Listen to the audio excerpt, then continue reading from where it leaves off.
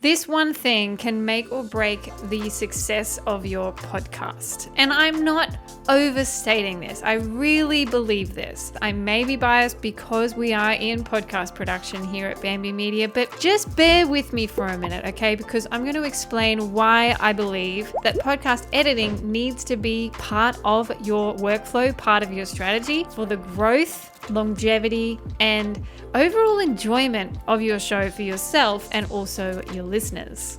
So number one, first impressions really matter.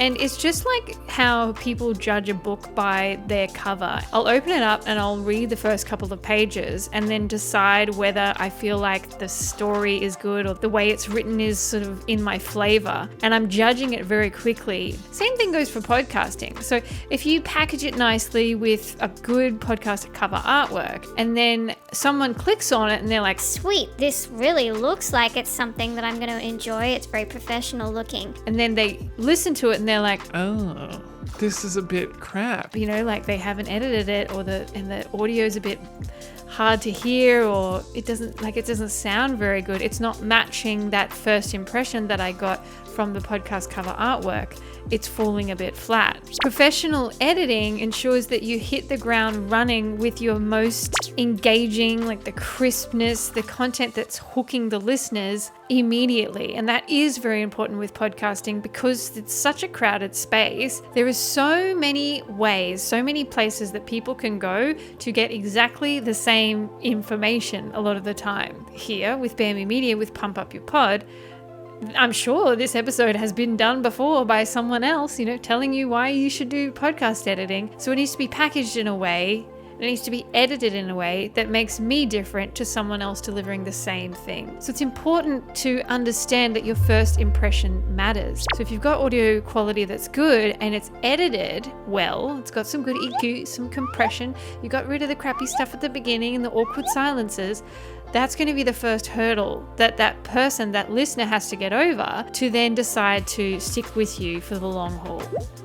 Number two is I really want you to think about respecting your listeners' time. I hear a lot of stuff, and I have been a judge on a lot of podcasting award shows. There's a lot of stuff where, they're not doing it on purpose. They're not disrespecting their listener on purpose, but they really just haven't thought about the fact that if I'm clicking on something and I'm deciding to sit down and listen to it, I don't have all day. I don't even have maybe 30 minutes to try and get what I want out of this episode, to be entertained, to learn something new, whatever it is. So if you don't edit your stuff, you're not really respecting the time of the listener. They have decided that you're worth their time by putting you in their ears. And then you're kind of losing that trust if they're sitting down and they're getting a bad experience for them potentially. If it feels like it's taking too long to get to the point and you're not removing the distractions or the background noises that are annoying and the car horns and the conversations that don't go anywhere, the bad questions with terrible answers, there's a lot of stuff that you can remove in editing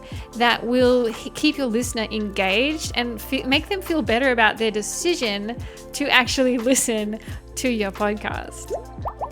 Number three, this seems obvious to me, but it's really important, is you actually then just sound more professional. So if you take the time to actually edit your show, you are already so far above all the stuff that isn't edited. So there's like the person that doesn't edit really at all. They just put it out there. Maybe they put an intro and outro music in there. The conversation is as is, and then they put it up. Then there's the step above. You're kind of DIYing it yourself, or maybe you've got a VA that's like checking it over for you. You're not really going like full on into their editing, but you're doing little bits and pieces to tighten it up. Maybe you're cutting things off the front and the end, maybe a little bit of stuff in the middle. That's better than nothing. But then the step above that, which most people don't do, and I can tell you that from all the things that I've listened to over the last decade, the market for people that actually edit their podcast professionally, get it edited properly, is so much smaller. And so you're already sounding so much more professional than another person that's delivering similar content than you by actually editing it. Whether that's you learning the ropes really well and learning how to edit it yourself, hiring someone in your business to help you do that knows what they're doing, or outsourcing to someone like us, like Bamby Media or podcast production service, having someone professionally go through your edits will help you sound way more professional. Number 4 is actually just enhancing the story flow. So you know how when you listen, I definitely get this, when you're listening to some podcasts and they're interviewing people and it's like, when are you going to get to the point? When am I going to get whatever the hook is, whatever the title of this episode is that you've promised me? When am I going to get there? When are you going to deliver on the promise? If you don't edit, it's very hard to enhance your story flow unless you are a very good speaker, or you've really planned out your episodes beforehand.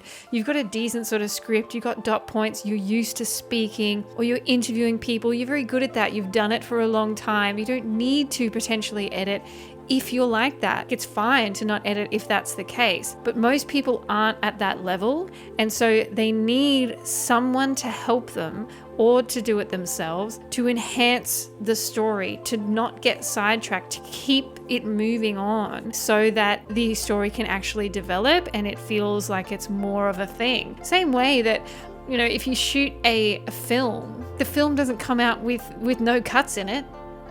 It doesn't come out with all the other stuff just in there. You have to put it together. You have to create the story in the most engaging way. Podcasting is no different. Editing will help you achieve that. Number 5 is something that we come across almost every day when we're editing podcasts, and that is removing those unexpected notifications and things that people have come up on their computers. Their phones are going off, the dog's barking, the postman comes and rings the doorbell, like the stuff like that, especially if you're recording from home, where, you know, a little bit of that's kind of endearing, but when it's happening all the time, you're getting like Slack notifications in the middle of your podcast episode. If you don't edit, it just sounds so unprofessional to leave all those things in, and I feel like that really cheapens the experience for the listener. Number 6 is something I've kind of already said, which is having that competitive edge. If you are producing a podcast that's of that higher caliber, that's actually edited, that sounds schmick, that has good audio quality, that's got all the annoying things removed, you're a step above a lot of people. Keep that in mind when you're thinking about, it costs money to edit. Yeah, but you're going to get a step above a lot of people. Number 7 is then brand protection. If you're trying to build a personal brand, or you're trying to put forward your business brand on your podcast, if you don't edit your show, that cheapens your brand immediately. Someone's listening in and then they're hearing a bunch of noises and a bunch of sounds and it sounds low quality. They're immediately going to even subconsciously go, Man, these guys mustn't have much money. These guys must be a bit desperate or under-resourced or something.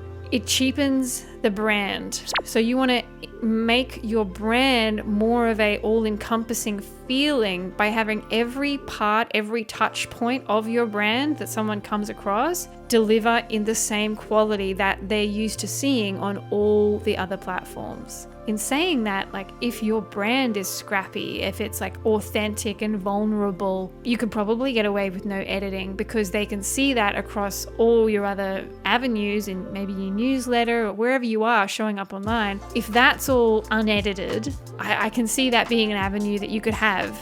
Also, your show not edited. Just remember, your brand is important, and so the way you package your podcast should be similar to the way you're packaging everything else. Number 8 is something that's going to make your guests feel a lot better, and that's just improving the guest experience. So if you've got a guest on your show and they're stumbling on their words, or they have to retake an answer, you've asked a question that they weren't comfortable with and they're kind of nervous and you can feel that they're saying all the time. If you don't edit it, that shines a light on those imperfections, and that can be okay. Like, maybe the guest would be fine with that. Maybe your show is like that. But for most people, especially if you're more of a hobbyist, or it's maybe more lower budget, your guests aren't used to being on podcasts necessarily. And so if you don't edit them, they're going to feel potentially a little bit bad when they listen back, because it's like, Oh, I didn't sound very professional, or I feel like I took too long to get to the point. you want to shine the best possible light on the guest to make their experience feel really happy too. Number 9 is monetization potential. If you were a brand and someone reached out to you that had a podcast and they're like, hey, I'd love for you to sponsor my show. I think that we're really well aligned. I'd love to make a partnership happen. If you then go, oh, cool, okay, maybe I am interested. Like, they look pretty good. They've established themselves well here. I can see that their socials are pretty schmick. They've introduced themselves well. They've got a good pitch. Let me just go listen to their podcast. And it's not edited and it sounds kind of amateurish. What do you think a sponsor's going to do with that, like a brand? They're less likely to want to be associated with a podcast that doesn't feel professional than they are with something that sounds schmick, that sounds like it's put together, that sounds like there's a bit of a team or some more to it behind it. Especially if you're trying to chase sponsors and brands and people to collaborate with, and even having people on your show, like getting other people on. If they tune in and they're like, oh, well, this doesn't sound very good, why would they say yes? It might feel brutal to you, but I really feel like, why? Why would they say yes at that point? And number 10 is simply long-term success. If you're consistently editing, every episode is of a high quality, then you're building trust with your audience. They know what to expect. It's going to be high quality. You're going to have engaging episodes. You're going to have good guests that feel like they really know what they're talking about as well. You're respecting the listener's time. You're delivering value. This consistency is going to grow that know, like, and trust that you're trying to establish through a podcast over a long period of time. That's where your super fans come from. That's where your referral engine comes from. That's where word of mouth spreads. It's from that consistent build over a long period of time where your professionalism starts to pay off in other ways. So I want you to remember that your podcast is an investment in your brand, whether that's a personal brand, a business brand, a combination of the two. While raw, unedited content, certainly it's going to save you time initially, it could cost you an actual listenership. It might cost you in opportunities and credibility in the long run as well. Professional editing isn't just about removing mistakes. It's about crafting an experience that keeps your listeners engaged and coming back for more. So I hope that was really helpful for you. Maybe I kicked you up the butt a little bit with this one, going, oh, maybe I do need to do a bit more editing, or maybe I need to train my VA to do more than just the little bit of editing that they're doing now. Investing in these things, if you're really truly trying to build through a podcast, editing needs to be part of the equation. Only caveat to that being, as I mentioned before, your whole brand is based on raw, authentic, unedited, then you don't need to edit. Go and be free. Your listeners are already accepting that. They're already expecting that from you. And you can see that with a lot of YouTubers too, where they just don't really edit anything, and maybe they don't even have thumbnails anymore, and they're just word vomiting for 30 minutes and it's just not even touched. There's a space for that, but that's not a space for everybody to be. It depends on what you're trying to deliver, who you're trying to reach, and what you're trying to get out of the equation as well. That's it from me today. I hope you have a lovely day.